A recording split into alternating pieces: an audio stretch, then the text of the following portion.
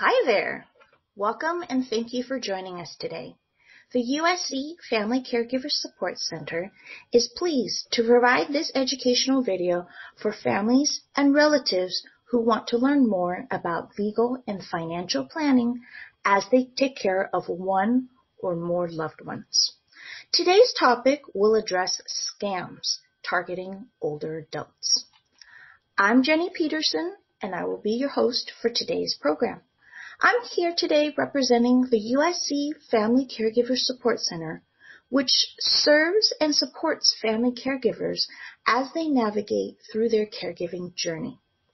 The center provides services such as information and referral, support groups, evidence-based trainings, community education, and much, much more to family caregivers seeking help. We like to think of ourselves as a valuable lifeline and important resource for family caregivers. Our center is also home to the Los Angeles Caregiver Resource Center, which is part of the California statewide system of 11 caregiver resource centers. If you happened upon this video by chance and don't know about our center yet, please visit our website at www.fcsc.usc.edu for more information. Better yet, you can sign up for our program right on our website through the yellow Care Nav tab on the right-hand side of the page. We know that family caregivers need support, and our center is here for you. Today's presentation will focus on scams that target older adults. I'm sure we've all heard horror stories of crooks who swindle seniors and their families out of their hard-earned life savings. Every year, millions of dollars are lost to con artists who prey upon the vulnerability of older adults. We will discuss how to identify these scams and protect yourself and your loved ones from falling for them in the first place. I'm joined today by Janet Godoy from the LA County Department of Consumer and Business Affairs. Ms. Godoy is a supervising investigator in the Consumer Protection Division. Janet, take it away.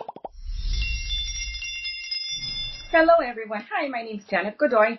I am a Consumer Affairs Supervisor with the Los Angeles County Department of Consumer and Business Affairs. I oversee the Consumer Protection Unit along with a co-supervisor. So today, I am excited about talking to you about older adult scams affecting the adult community and also on some precautions to take when it comes to elder financial abuse. Okay, so let me start off by telling you a little bit about our department. To start off with, the Department of Consumer, the Los Angeles County Department of Consumer and Business Affairs has served consumers, businesses, and community through education, advocacy, and complaint resolution since 1976. Our mission is to create a fair and vibrant marketplace for consumers and businesses. In Los Angeles County, we serve as a central clearinghouse, you could say a reporting agency for any type of consumer and real estate fraud complaint. Now, what other services does Dcba offer? Well, we are kind of like a one-stop to all sorts of information when it comes to consumer protection. We investigate consumer, elder financial abuse, and real estate fraud complaints. We also mediate disputes between consumers to consumers, consumers to businesses, business to businesses, and a lot of times neighbors to neighbors. So we also have a small claims court advisory program where we provide general counseling in reference to the steps that are necessary in order for a consumer to file a small claims claim. We also provide information to the public on protections that are available when it comes to landlord-tenant rights. And as a matter of fact, we have our rent stabilization ordinance that's in effect for unincorporated areas. We also enforce the Los Angeles County minimum wage on unincorporated areas of LA County, and we serve as a financial empowerment center. We provide guidance and assistance as far as opening up an account, a bank account that is, if you want to start saving money, how to create a budget, and how to go about and start, looking into establishing credit and opening up a savings account. So that's all the information that we're able to provide. And not to mention, we also provide information pertaining to free tax services. Then we also have our Office of Small Business, who helps small businesses obtain registration in order for them to be able to register and get certification in order to be able to provide services to LA County departments. And we have the Office of Immigrant Affairs, which serves as a one-stop for any type of LA County resources that may be available to the public. We provide with general information as far as how to go about and apply for those services.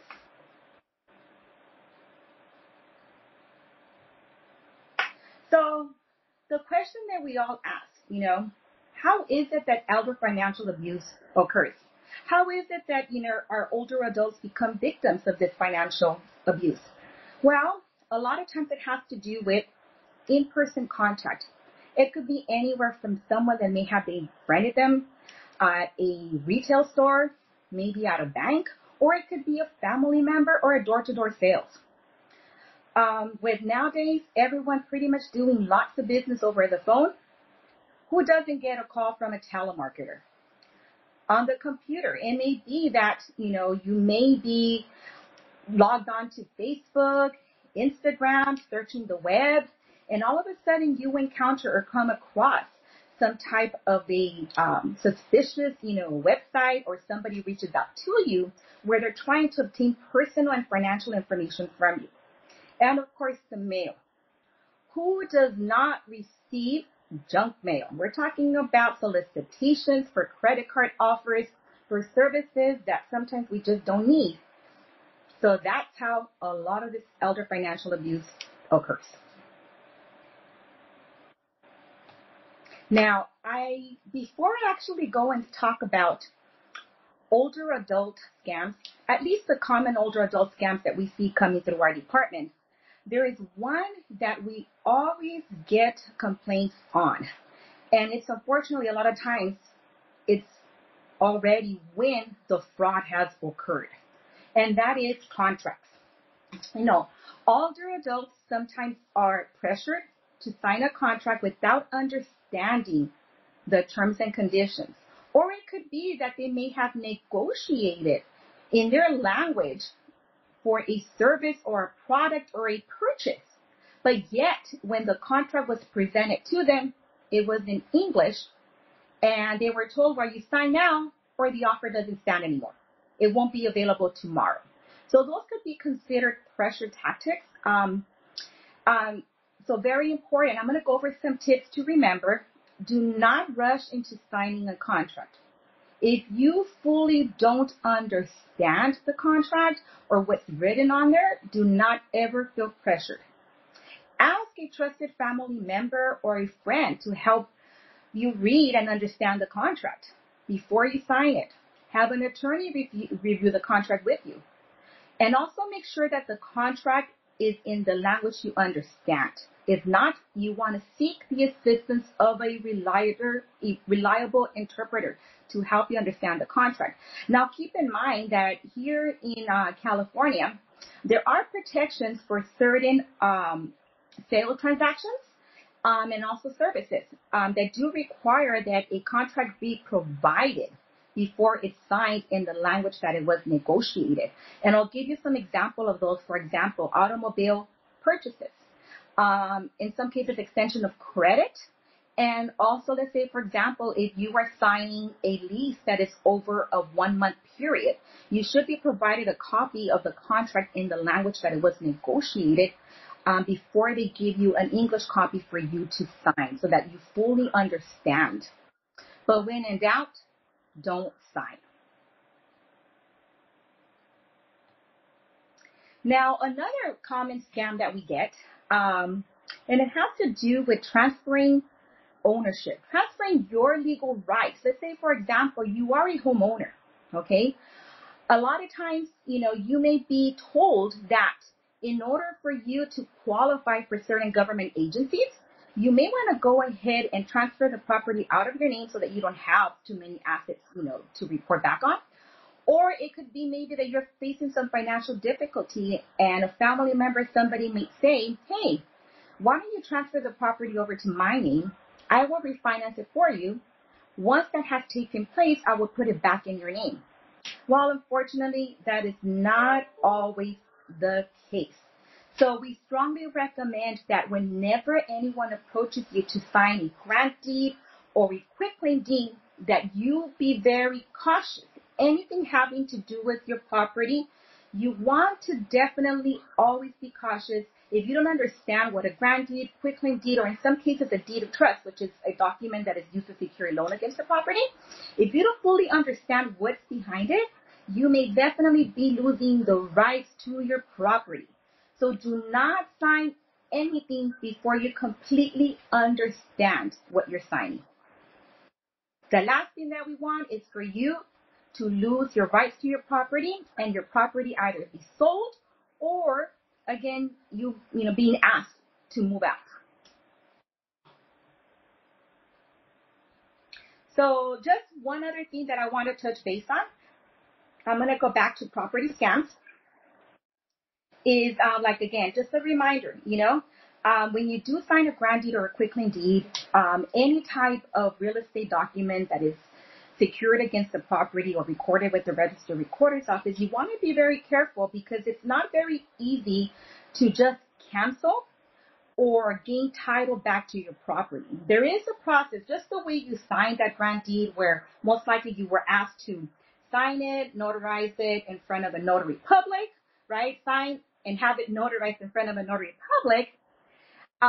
Then it gets recorded with the registered recorder's office. The party who acquired interest to the property would have to do the same. And a lot of times, those individuals, especially if they have a motive behind it, they may not be reluctant to do so. And if that's the case, you may need to seek legal counsel, which can also be very expensive at times, depending if this ends up into a legal battle.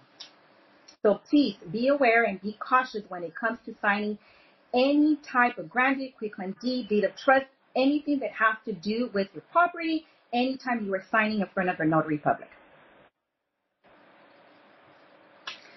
And another big one, because of course, most older adults are retired and work very hard to pay off their mortgages. So most likely their homes are paid off or they have a substantial amount of equity. So a lot of times, family members may come asking to borrow money, friends, right? Or even you may be, receive some tips on how to invest, right? And at the time, unfortunately, you think it's smart enough to pull the equity from your home in order to either loan the money to someone or use it to invest in a business or some type of a transaction. But a lot of times the money that you invest, unfortunately, you don't end up getting it back.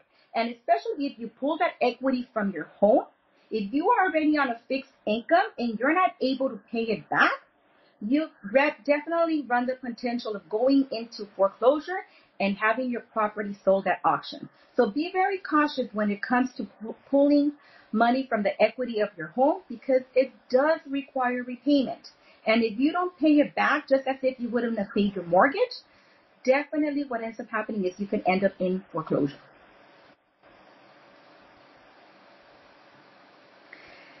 So now a little bit, for example, now we're going to get into these, common scams that occur. And one big one right now is investment scams, being the fact, like I mentioned earlier, that, you're an older adult, you're on a fixed income, you may be looking for ways or revenues to have extra money. Maybe you want to go ahead and go on a vacation, or maybe you want to go ahead and remodel your home or make necessary what's presented to you, or even that business transaction.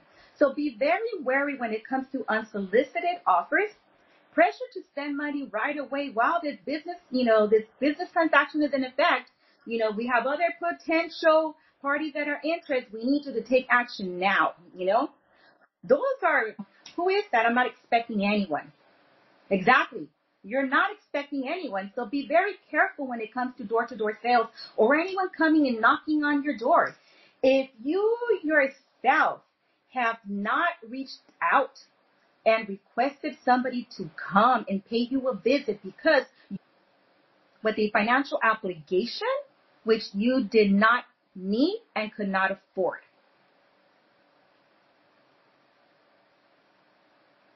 And if indeed, for example, you do end up with some type of a contract, right? Or you do end up with the service, make sure that you fully understand the contract. You ask questions, A lot of times too, these door-to-door salesmen, especially with a lot of like home remodels, you heard about, people coming in trying to offer you savings on how to save on, for example, electricity. Make sure that, trying to get you to reduce your energy bill. And they try to, sell you, for example, solar panels or energy efficient products, right? And sometimes they may tell you, well, we have a great program. It doesn't require whatsoever any payment from you, but we do need your personal information just to verify that you are the owner and that you do qualify. In the mail for the services that you understood were free. And not until you start looking and inquiring do you realize, wow, I was actually scammed. They took my personal information and used it in order to apply for credit under my name. And now here I am with this debt. And also keep in mind that a lot of times if a service has been performed, right? And if they say, for example, the contractor, doesn't get paid, you could end up with a mechanic's lien for the work that was performed. And then a lot of times, that may end up in court because of the fact that, the contractor feels or believes that, we performed the work, therefore we should get paid.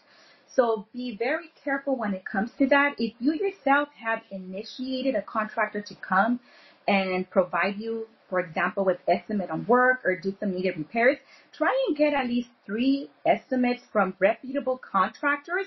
One, you want to make sure that they are licensed. You want to make sure that they carry the appropriate insurance just in the event, any worker gets injured.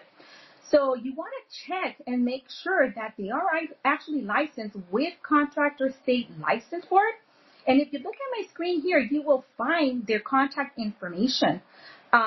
You could visit them online and you could do a search. You could do it under the salesperson name. You could do it under the contractor name. If they provided you with a contract or with a business card, you could also, you're able to look up that information workers as well. So, that's something that we strongly recommend here. And always please make sure whatever you do, if you do hire a contractor, try not to pay more than the 10%, down payment of whatever the total amount is. Be very careful when it comes to that.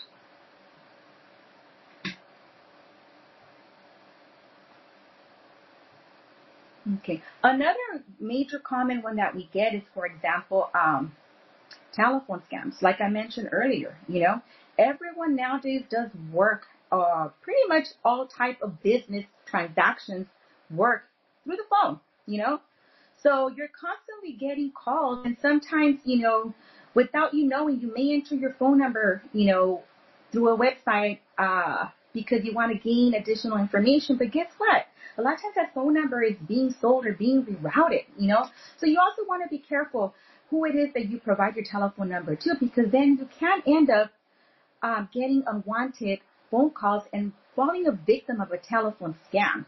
So a lot of times what ends up happening is you have these individuals, who call you claiming to be your utility company, stating that, hey, I'm sorry, we're calling Mr. and Mrs. informing you that, we see here that you are delinquent with your utility bill. If you don't pay us right away, we will terminate your services.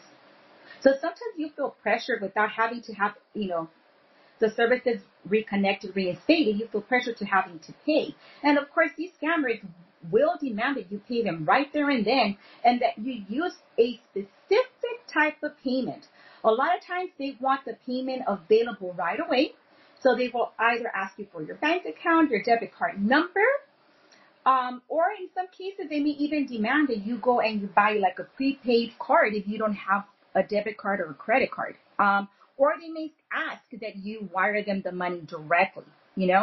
Those are all big red flags to look out for, because one, for example, the IRS will not be hostile. They will not threaten you. They will not demand payment, especially over the phone,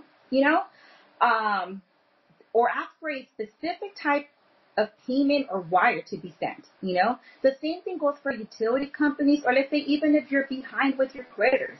So when in doubt, especially if you don't recognize the number, or once you feel pressured that, this person is, pressuring you into sending money, hang up, But like I tell people, if you're not expecting a call, if you don't recognize the number, or the minute they make an introduction, you're like, I don't know who these people are. I don't know. I don't know any money to the IRS. My utilities are up to date. I have no credit cards. Hang up. Because what their main goal is to keep you on the line, try and get as much personal and financial information from you. And if indeed, let's say, for example, you are behind with the creditor, you want to call the creditor, or if you're behind with your utility company or your mortgage, you want to contact them directly. And if you don't have the number available, look at your billing statement. The number should be there, and contact them and try to make some type of payment arrangement.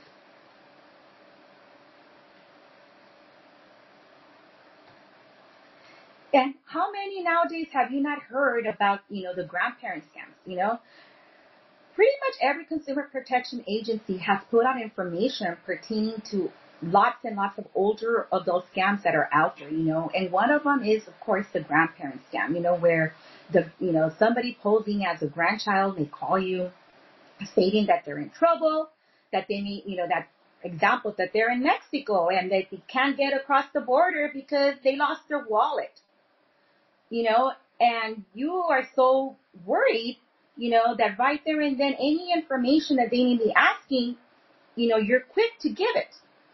Stop. If indeed you do have grandchildren, call them. Hang up the phone and call them and confirm whether or not this is actually true.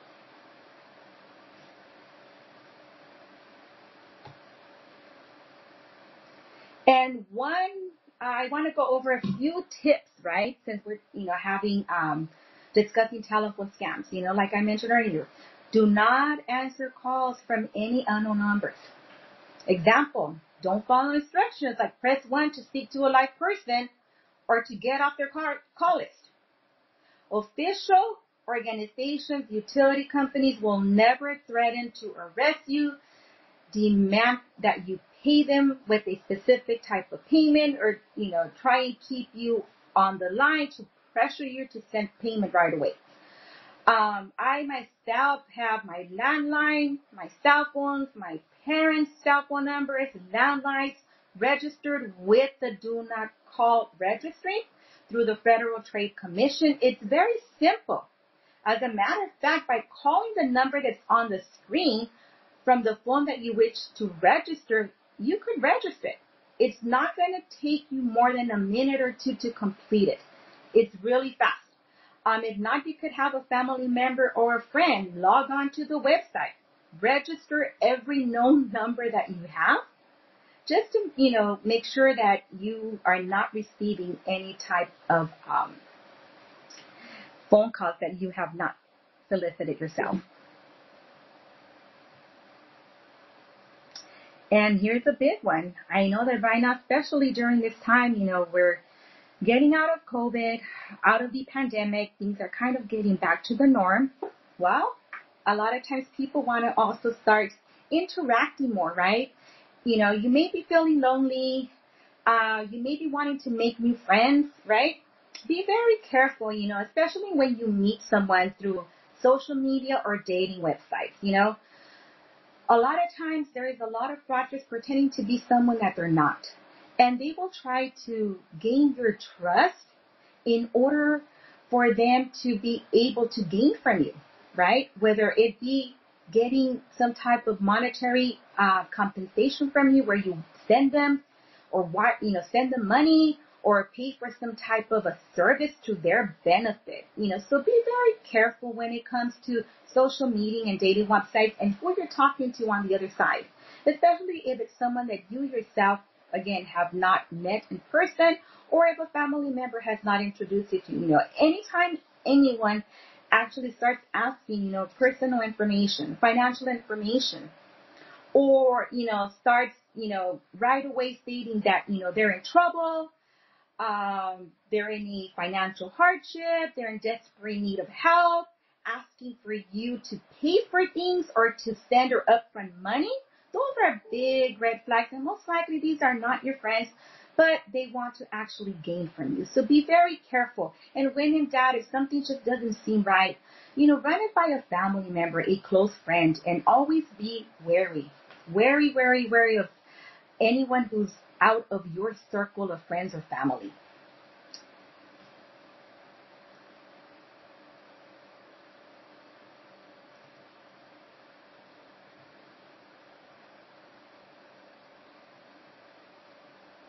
And one other one that I actually wanted to mention of is, for example, phishing scams. Like I said, a lot of times you may be surfing, the web. You may be looking for some type of a product, right? Or just trying to gain more knowledge, right? Who doesn't use Google? We all use Google nowadays.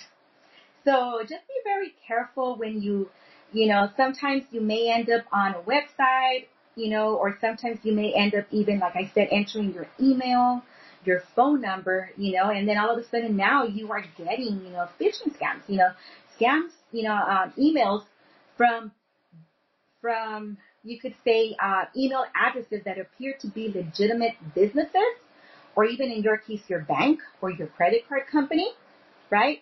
And all of a sudden now they're asking for you to verify your personal information in order for them to determine whether or not you may be a victim of somebody trying to defraud you, or they suspected some, irregular activity on your account and they just wanted to verify it. Be very careful with that, because credit card companies, banks, utility companies are not going to email you asking for your personal information. Or it may be that all of a sudden now, for example, because you may have opened up an email that had a link directing you over to, hey, if you want to inquire more about the service, this product, about what this email is about, click on here, and now all of a sudden you have a virus, or somebody's hacking your computer. So be very careful of, any unsuspected, for example, emails that you get. Or a lot of times, we have a lot of older adults that sometimes it's, they're not too computer savvy. You may not be too computer savvy, or you may think that you may have downloaded some type of a virus because your computer's all of a sudden acting up. And instead of you actually maybe walking into a retailer that provides tech support there in person, you end up clicking and you end up on a tech support scam, where now somebody's saying, okay, we have identified, we know what the problem is. Send us $200 or $300 and we'll take care of this virus. If not, you're going to lose everything, or your personal information is going to be made available to the entire world. So they may try to gain, again, personal information from you, sensitive information to try and access your account. You want to be very careful with that. Or they may be asking also that you pay them with a specific type of payment. So be very wary and careful when it comes to you interacting or doing business with anyone, especially when it comes to online.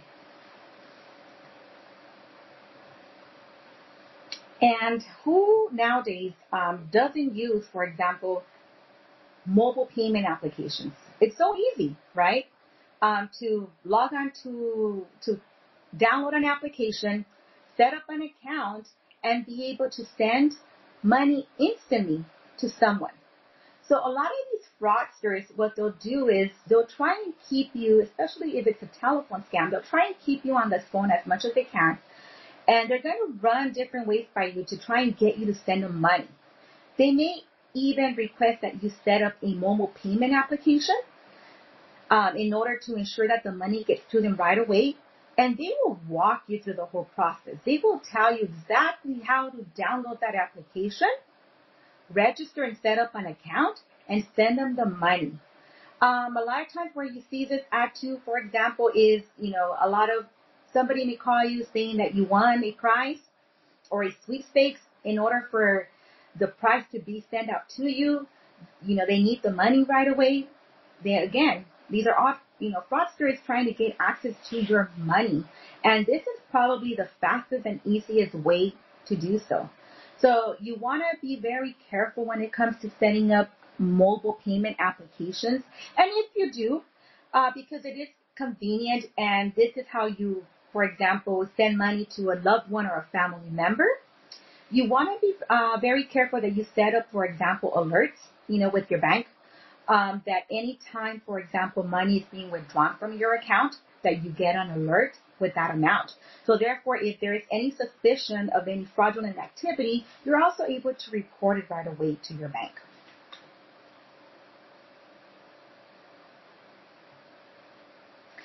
Well, last but not least, like I mentioned earlier, who doesn't get piles and piles of junk mail? I don't know how many credit card solicitations, applications, offers I receive on a daily basis where I just look at them, don't need it, didn't request it, goes in the shredder.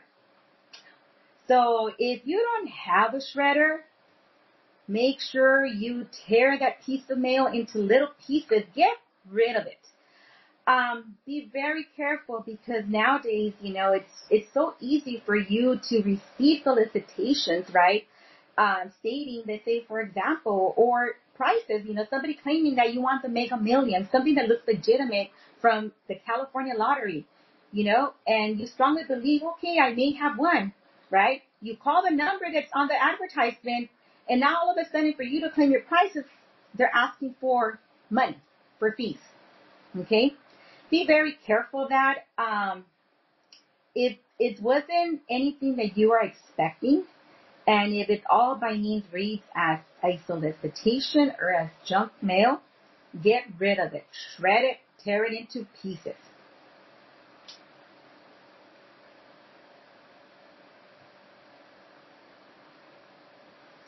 So again, throw away all junk mail.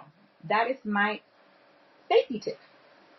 And if possible, report if unfortunately you are a victim of a mail scam. You want to make sure that you report it right away to the United States Postal Inspection Service and also to your local law enforcement or consumer protection agency. Well, everybody asks as well, everything just, seems so legitimate, right? This person was really nice, really cared to hear about my concerns, my needs, But then again, they pressured me to buy this service, this product, or enter into this contract, Be very careful because for all you know, that could be a scam. So how do you know it's a scam? Well, like my examples, scammers pressure you to act quickly.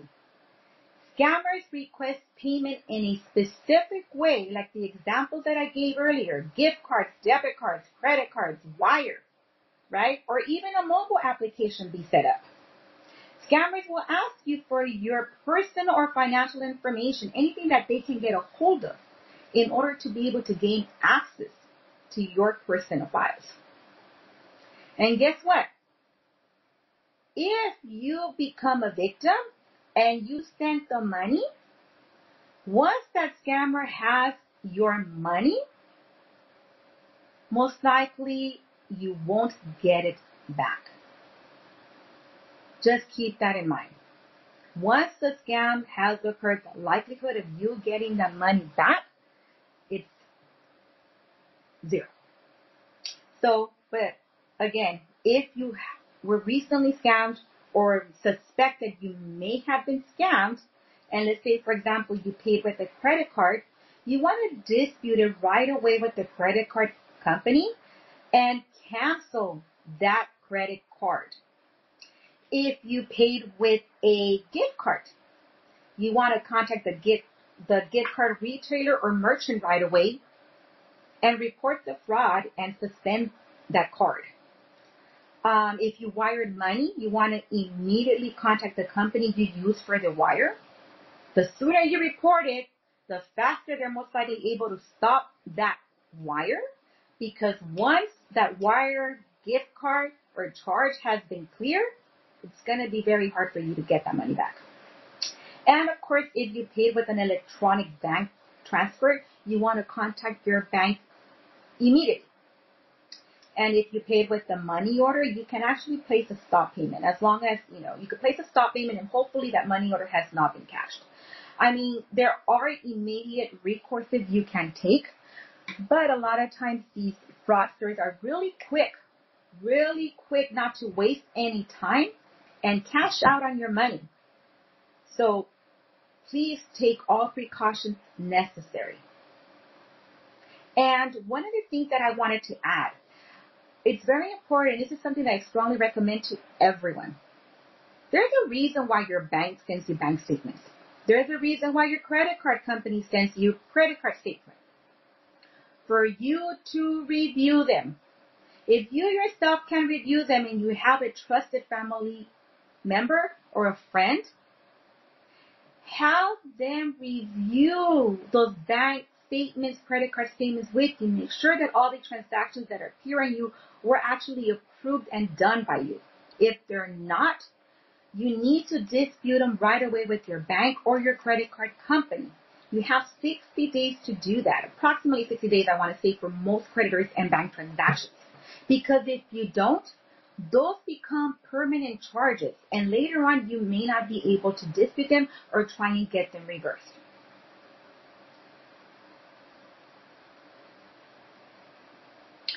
Now, I want to talk to you a little bit about alley accounting services that are available for you. If you suspect or believe that you yourself or someone you may know may be a victim of some type of elder, physical, or financial abuse, I strongly recommend that you don't think about it twice. You report it right away to Adult Protective Services. You could also report it to local law enforcement, or you could even contact our office. And we will definitely make that report, but it's really, like I tell people, don't wait till it's too late. Report any type of elder or when it's physical or financial abuse immediately. Don't let time go by.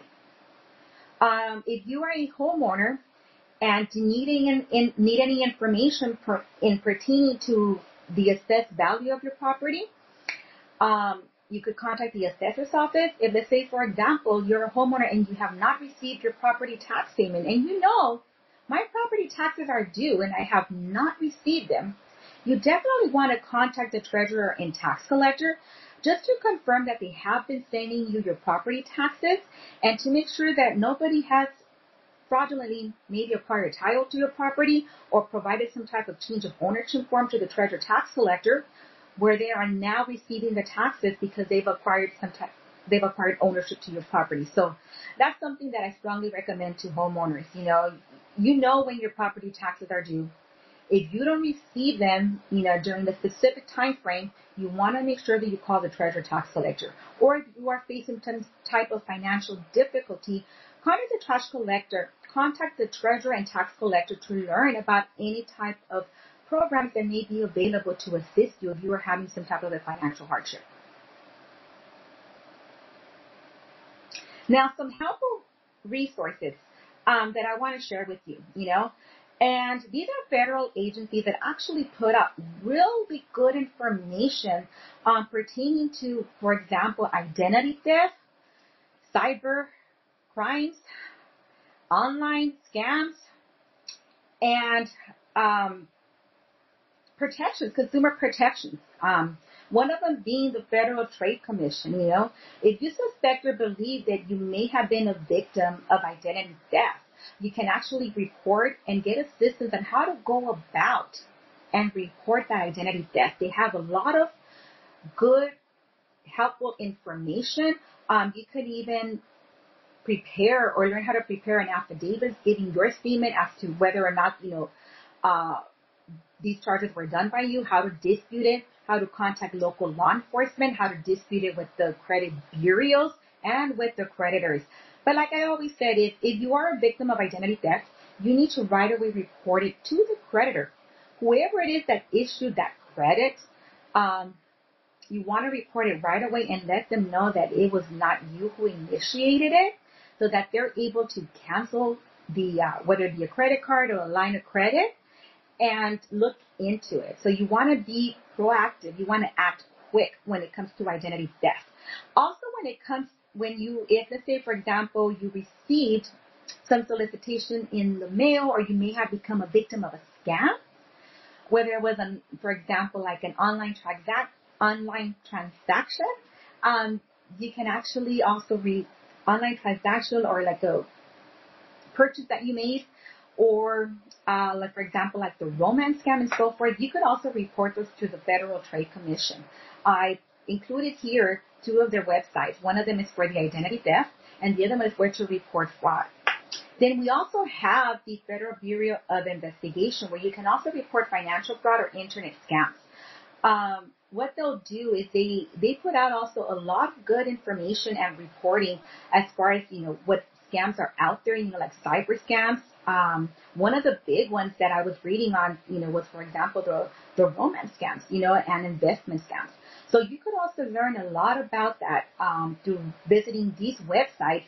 And if you have become a victim, or you know of anyone that has, you want to have them report the scams right away to these federal agencies.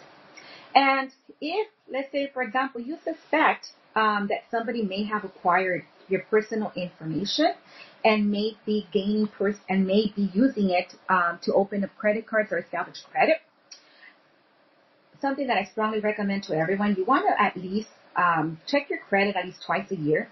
And you could do that. You can actually visit onyourcreditreport.com, and you're entitled to a free credit report. And that credit report is a combination of Experian, TransUnion, and Equifax, so that you're able to review it.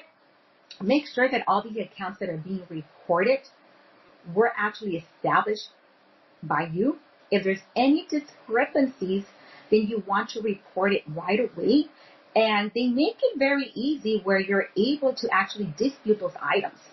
But like I mentioned earlier, the minute you suspect, or let's say, for example, you receive a statement in the mail for a credit card that you yourself have not opened, you want to report that right away to the creditor. And one other point of information that I was going to say, be very careful when it comes to your personal information, and this is something that lots of you I'm sure are familiar with, There's no need for you to carry your social security card number, or, for example, your PIN numbers to your bank debit card or to your credit cards. Don't carry extra credit cards you don't need. Kind of stick to one credit card that you use to make all purchases, especially when you're making online purchases. You always want to stick to one credit card. This way it's easy for you to keep track of your expenses, of your purchases, and in the event that there are some discrepancies, you're able to report it right away. And also, what if you were to lose your wallet, your purse, having to report all those credit cards can be exhausting. Okay? So, be very, very mindful when it comes to your personal information and safeguard it. And last but not least, if you need any type of information or assistance, we have counselors that are available Monday through Friday between the hours of 8 a.m. and 4:30 p.m. And they can provide you with general information. It may be that you may have a question pertaining to landlord tenant rights. It may be that you recently refinanced your mortgage and received a copy of a note and a deed of trust, and you have no knowledge of what that is. Or it may be that you may be suspect that there may be some fraudulent activity going on with your own personal information. We could definitely assist you. And if we're not able to provide you with the information that you are requesting, we will definitely refer you over to the appropriate agencies that can assist you with your needs. So one other thing too, I strongly encourage you to please visit our website, dcba.lacounty.gov/smartest senior Everything that I pretty much discussed today, you will find tip sheets on it, information that you could further read up on in order for you to become a wary. I say wary because I do want you to be very careful and cautious when it comes to your own personal and financial information. And if there's anything that we can do to help you not become a victim, then that's what we want to do. Thank you so much for your time. It's honestly a pleasure to be able to sit here, talk to you, and go over our department services and how to make you a smarter senior. Thank you. Thank you, Janet, for that informative presentation. It's shocking how many scams are out there targeting the most vulnerable of us. As family caregivers, we need to be aware of these scams and stay vigilant to make sure that our loved ones do not become victims. Many times, particularly if our loved ones have mild cognitive impairment or dementia, they become exposed to these situations and they panic by giving away all their personal information. Identity theft and financial loss are two very big factors when it comes to protecting our loved ones for whom we provide care. Thank you for joining me today as we learned about scams that target older adults and their families. And a big thank you to Janet Godoy for her wonderful presentation. As I mentioned at the beginning of this video, the USC Family Caregiver Support Center is here to help educate you, connect you to resources, and support you throughout your caregiving journey. Please be sure to visit us at www.fcsc.usc.edu or visit our social media pages on Facebook, Twitter, and Instagram to learn more and connect with our center. If you enjoyed this video and found it helpful, please help us by liking it below. Also, make sure to click on the red subscribe button also below to subscribe to our center's YouTube channel and be notified every time we post a new educational video for the caregiving community. Take good care of yourself, and until next time, just remember that caregivers fight on.